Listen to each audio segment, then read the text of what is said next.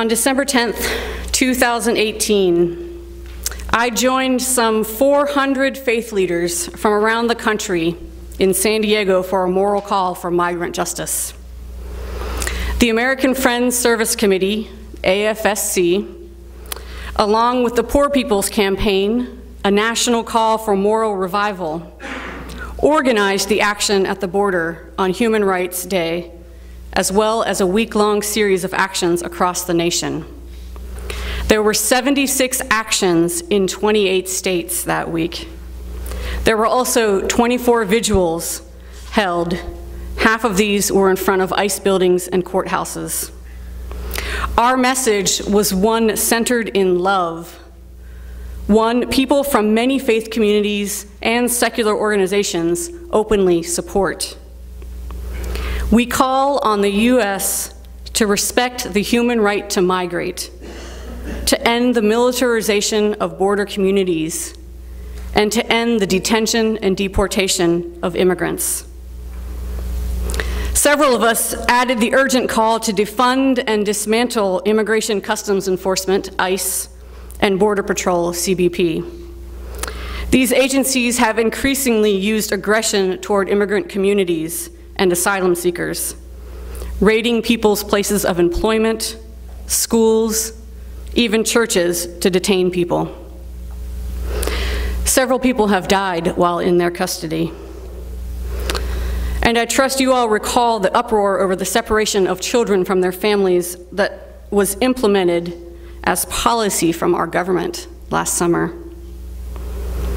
Today, even after the notorious tent city in Tornillo, Texas, used to house migrant children ripped from their parents' arms, closed, there are more than 1,300 children currently being detained in Homestead, Florida. Family separation of migrants continues, and our inhumane treatment of those seeking asylum remains business as usual. The money that our country has poured into deploying active duty military personnel to the border, and the money being sought to build more wall between one of our neighboring countries, could be spent supporting legal services processing asylum claims and humanitarian agencies providing needed services to these people as they wait. And speaking of humanitarian, this month, volunteers with the organization No More Deaths, people who traverse miles out into the desert to leave life-saving water for fellow human beings traveling through the dangerous terrain in an area where thousands of people have already died. These lifesavers, as I'd call them, were convicted in federal court for entering a protected refuge and leaving food and water for migrants. They were arrested and convicted for providing humanitarian aid. Just let that sink in for a minute.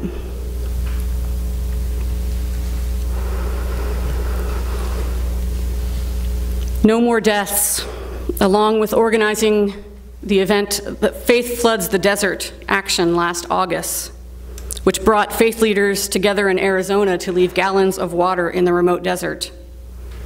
They have video of border agents pouring water out that has been left in the desert.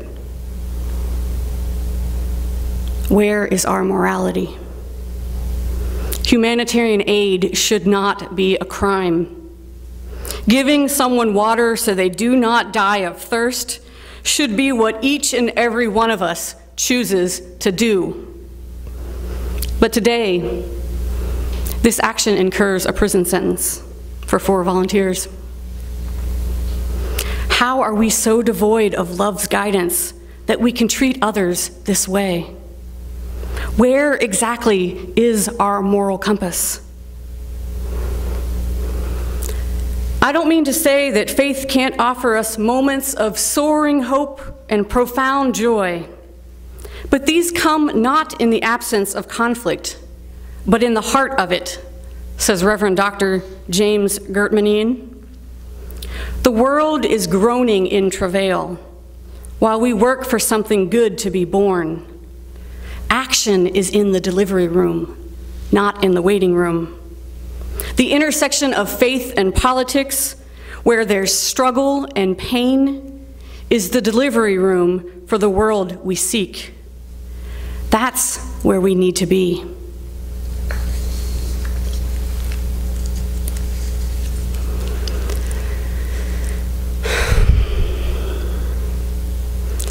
This may be a hard sermon for me to get through. I'll name that up front. My trip to San Diego was made possible by the generosity of you all. As a community, we raised $1,450. And as most of you know by now, I was not arrested and therefore did not incur any legal fees.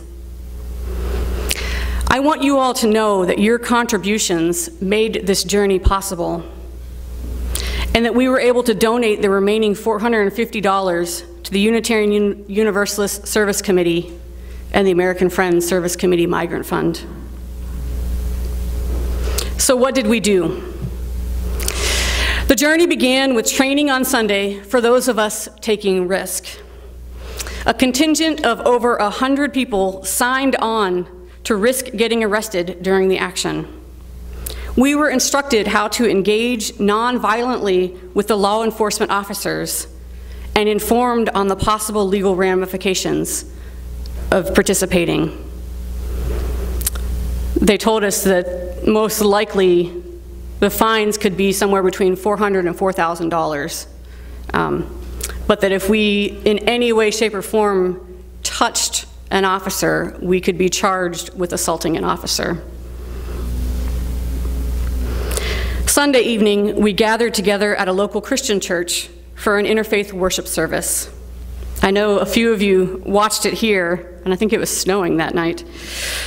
Speakers from various faith traditions spoke of love and justice and the moral duty to welcome the neighbor. We sang together and prayed as one body, and it provided spiritual grounding for the following day's work. Those of us who descended on San Diego for this action were there to call out the harm being done to our siblings on the other side of the border wall, to bring attention to the inhumanity. And we were also there to pray for and rise in solidarity with the people we could see through the slats in the wall. UUA President Reverend Susan Frederick Gray said of the action, "What the United States government is trying to do is a violation of human rights and moral standards. It was critical for us to show up and say, enough." Now, I have several pictures of the day to share with you. I'll also share some commentary as we go through them. Some of these images may be graphic. Pictures of guards with rifles and tear gas, of faith leaders face down in the sand being arrested. I encourage you to take care of your needs as we go through these. Here are some pictures as we gathered for the morning of the action. The first picture is me with 4 of my 5 roommates. We stayed together in an Airbnb.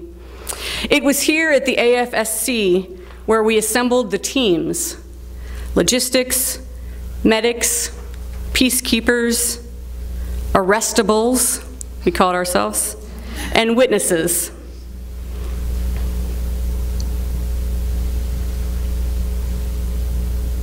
The atmosphere was one of anticipation and resolve. The Unitarian Universalists showed up in great numbers. We estimated later with Susan Frederick Gray that about 50 in total were present. I think there's about 35 that got around that for that picture. You can't even see them all there. After prayer and pictures, we boarded the buses and headed toward Friendship Park. Upon arrival, we held a press conference articulating why we were there and what we hoped to accomplish.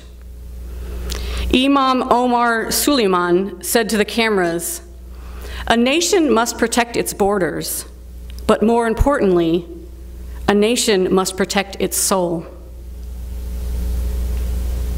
Following the press conference, Emma's Revolution sang us into formation, and we began our march through the flooded park. AFSC Associate General Secretary Laura Boyce said, "In the face of unfounded fear, racism, and violence, courageous action is necessary."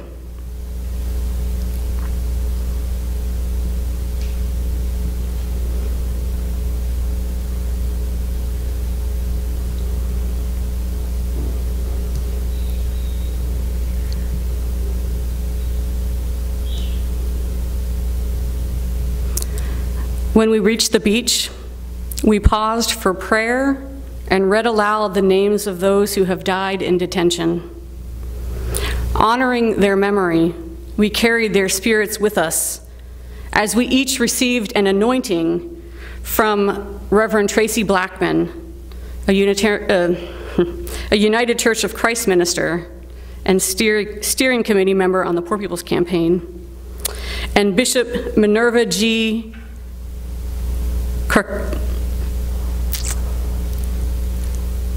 I apologize. I tried to get a pronunciation earlier. Carcaño, the first Hispanic female bishop of the United Methodist Church.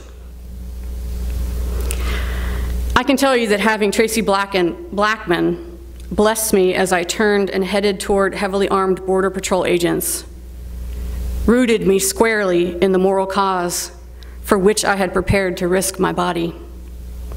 This was deeply spiritual work.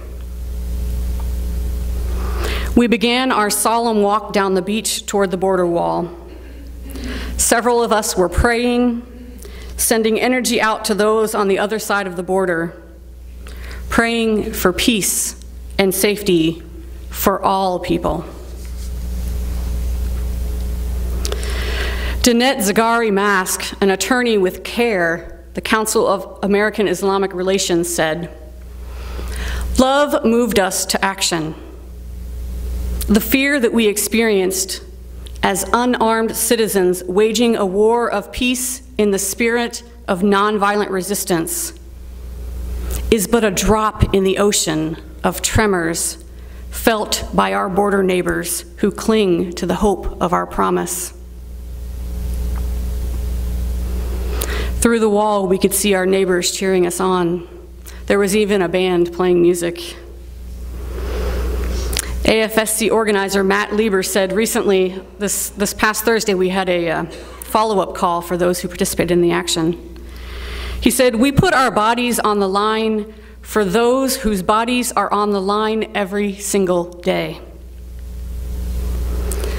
Following are images of the Arrestables group approaching the agents. We sang, knelt in prayer, and stood boldly in witness. If you are concerned these images may be triggering for you, please take care of yourself at this time. I've added the recording of some of the songs we sang that day, captured via the live stream video that Tracy Blackman posted on Facebook. At times, you can hear the agents shouting in the foreground. This final image is of a Unitarian Universalist from Idaho, a sight-impaired octogenarian. We who believe in freedom cannot rest until it comes. Following the violent arrest of one of the main organizers and the threats made to our crowd of witnesses standing further back on the beach to avoid arrest, the decision was made to pull back from the border wall. Those of us who were not arrested formed a giant circle and prayed one more time. As has been said time and time again, the soul of our nation is at stake. This is not an overly dramatic or hollow statement, but a genuine call for us all to take seriously our faith. We must each continually decide if, when, and how we will become involved in making sure that the national soul we save is one that extends such radical hospitality that there are doors so widely flung open that we make real the possibility that angels will be entertained without us even knowing. That's from Presbyterian minister Bruce Reyes Chow, one of those who was arrested. Thank you for going through this journey with me and for supporting me to be able to be there. I leave you with this image of 5 Unitarian Universalist ministers smiling after a long day taking a moral stance, and with these words from Tracy Blackman.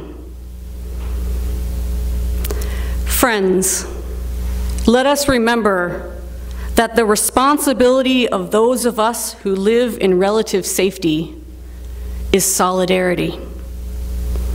The responsibility of those of us who live in privilege, and make no mistake about it, we all live in privilege. Our responsibility is protest. The responsibility of those of us who live in abundance have the responsibility of generosity. We are not here simply to save migrants, my friends. We are here to save ourselves as well. And if we fail to show up for those who are hurting, our final judgment will not be based on what we accumulated, but what we shared. Let us go forth knowing that our freedom is indeed tied to the freedom of those who are oppressed. Our liberation is tied to the liberation of those who are being caged. Our happiness, our joy, our peace is tied to those for whom that is denied.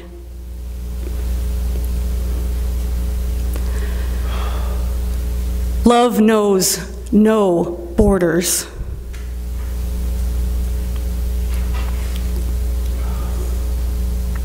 Amen.